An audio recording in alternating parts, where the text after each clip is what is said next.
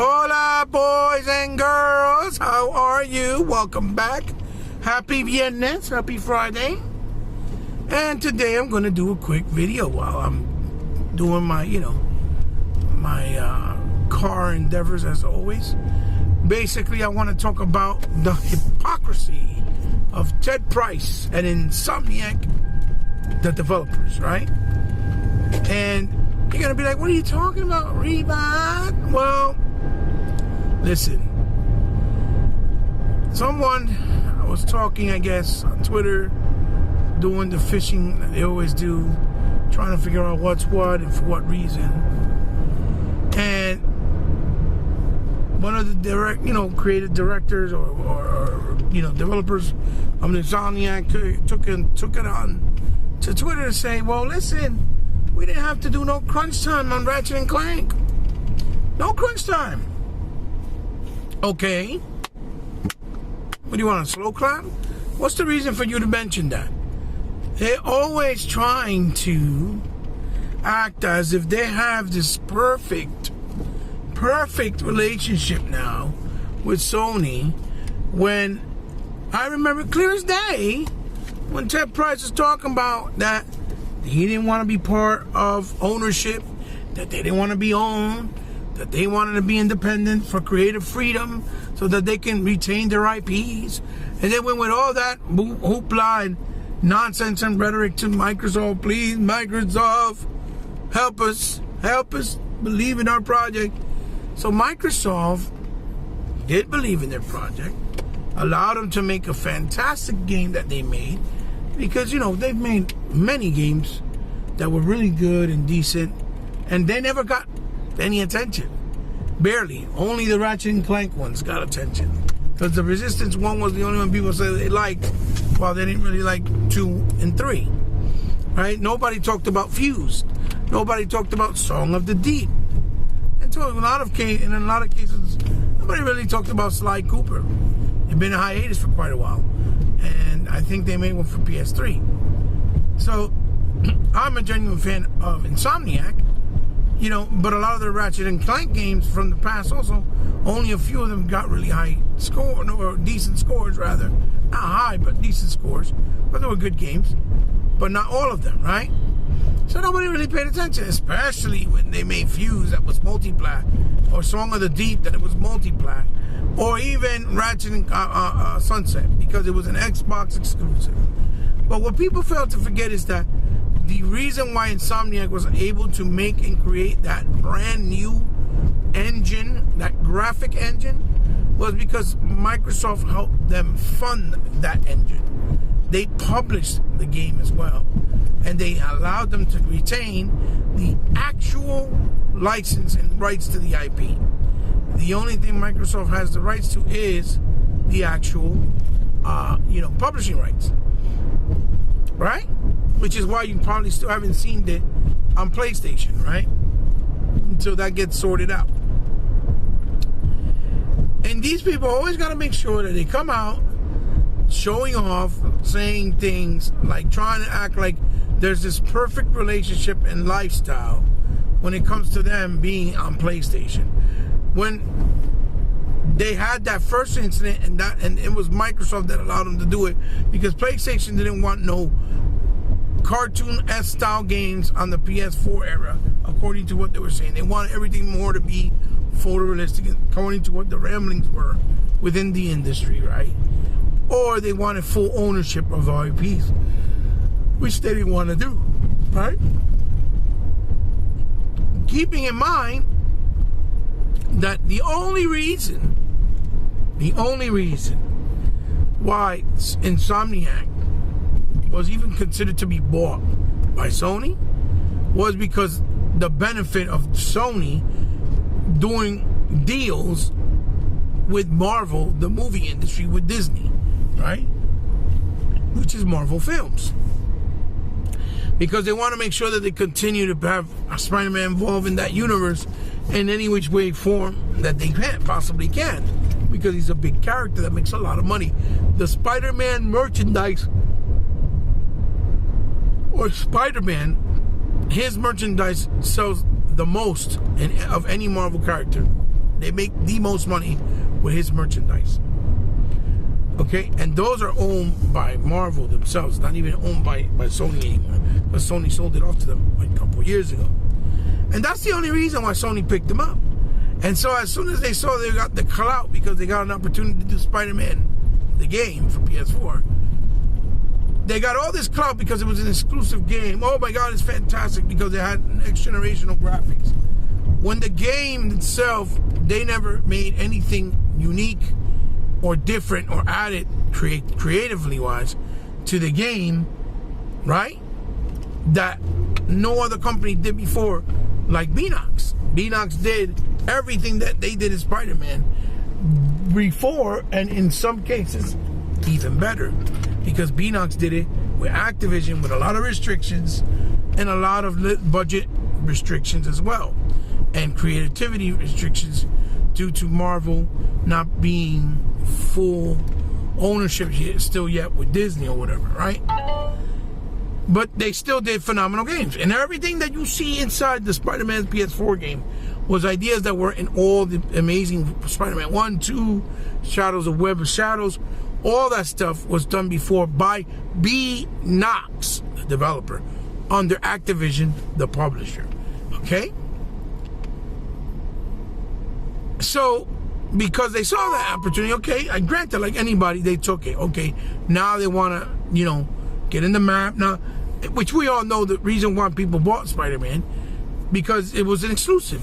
Because it was just the hypocrisy. And plus, it happened to come out at the time when the Marvel thing with the Marvel movies was still a big thing, right? It was like everybody was into it. All kinds of casuals, normies, newbies, people that don't even like comic books. All of a sudden, everybody want to be a geek, a nerd, a pop culture fan, and a comic book fan, right? All of a sudden, which is hysterical. But know nothing about the lore or the real, essence or history of the characters or the universe or whatever, right? So they sold themselves for like prostitutes for $235 million when Microsoft paid Rare $337 million 20 MI plus years ago. That's all they were all worth, and which I know, and that tells all of us that there's no way in hell that Microsoft couldn't buy them if they had offered to be bought, which they probably were at some point, but they said no, right?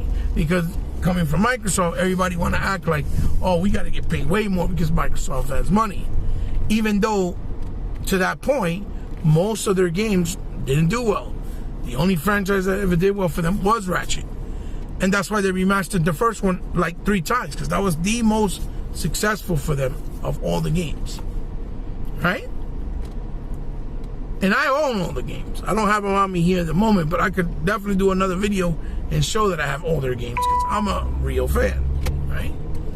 For all the hypocrites or all the trolls that come talking later saying dumb stuff like, oh, you're not an Insomniac fan, whatever. So again, they sold themselves for prostitution money, right? Then they were crying, talking about how they wanted to be what you call it, like they wanted to be independent so that they can keep their creative freedom, right? A bunch of bull crap, which we all found out later was BS, right? All hypocrite stuff. But then they go out that way, like I said, to make sure that they always try to act like they're in the greatest place ever over there at Sony. When it's the reason why they have that engine for Ratchet, and the reason why they have that engine for the new Ratchet and the Spider-Man, and even the DLC, or if they make a future one, was because Microsoft helped them fund that engine. And that's what takes long to create, is graphic engine. Same way they did with Remedy with the Source Light engine. That's why Quantum Break took so long, because they built the engine from scratch. It wasn't the Alan Wake engine. So of course, your crunch time is not going to exist, because all the hard work went when you were doing Sunset. That's why Sunset took a while before you guys brought it out, because you weren't developing for quite some time. And of course your games don't take crunch time, because you make single player games that are straight to the point. They don't have multiplayer components. They don't have co-op campaign components. They're not RPGs. They're not massive open world games. Because even Sunset, even though it was open world, it wasn't massive. It was a nice map, but it wasn't huge, right? It was a nice amount of size. And more of your games are just level based with, you know, the gimmicks of the guns and the gimmicks now that they're doing with the rift pooling to go from one place to another, like they did with Portal and like games like Titanfall did before, right? Part 2. Just now with the power of the SSD being so quick, the loading is faster, so it seems very seamless. Same thing they implemented with the cutscenes, which seems very seamless. Which, mind you, they never used to do no games that were very cinematic feeling or like that felt like movies. So that's why I say that they're a bunch of hypocrites in this industry, and they're so disingenuous because they always make sure, like I said, they go out their way on social to try to act like they're in the greatest place ever, ignoring the fact that they only in that place because Microsoft believed in them, stood by their side, let them create this new engine, let them create this new IP. They never wanted, then they didn't take the IP away from them, allowed them to do what they wanted to do, and then they decide, oh no, we don't want to be owned. But yet when the opportunity came to place, because Sony is benefiting from it, obviously because it's all about Marvel, they took it right away. And again, they sold themselves for prostitution money, especially with the quality that it's supposed to bring, quote unquote, according to everybody now, that they want to say their games are masterpieces. All of a sudden, even though the Ratchet & Clank 1 remaster, no one bought last gen. No one. It didn't do well at all. And that's the type of stuff that drives me insane. That all these companies are being used or are used, right? Microsoft to help them, like Remedy did as well. And then they wanted to become a public trade company, which means multiple ownerships, to then just go back and do a game for PlayStation, sucking on them. Oh, because we want to do a multi-plat, like in Control, so we can have multiple games or whatever. And Control didn't do well at all. And the Xbox community spoke on it. They didn't support it either. Like, fuck that, screw that. If you guys couldn't be there after we helped you with Quantum Break, and you took long as hell to make it because you were making the new Sourcelight engine that Microsoft helped you fund and pay for, then you want real quick a multi-plat because you're sucking on them. You have no loyalty. That's like Naughty Dog trying to run and do a game with Xbox, even though they've had so much success and partnership and support of Sony, even if Sony didn't own them, because they didn't always own them. They owned them late in the game. Like, they bought Naughty Dog, I think it was 2008, 2007, something like that. I could be wrong, but as far as I remember, I think it was that time. Just like Guerrilla Games, they just bought them in 2011, and they bought freaking these guys, Insomniac, in what, 2018. Most of their studios they've messed with, they just bought recently, as of recent. It hasn't been many years. I think it's only Sony Japan, which we know that closed. Sony Sucker Punch, I think they didn't own either until not that long ago. And Santa Monica, they owned from the beginning. Polyphony, they owned from the beginning. And Sony Ben, I think. I think those are the ones. But they don't own House Marquee either. That's bullcrap, whoever says that. He does games for them. Because he's another loyalist. He's been doing all their games since the beginning on their console, and he stays loyal to them. He don't bring their stuff anywhere. He did only one game that was multi-brand. That was Outland. That's on Xbox 360. And it's back compat. So anyway, I just wanted to talk about how hypocritical they are and how fraudulent and disingenuous they are. That they always go out their way. It was like the other guy that worked at Microsoft.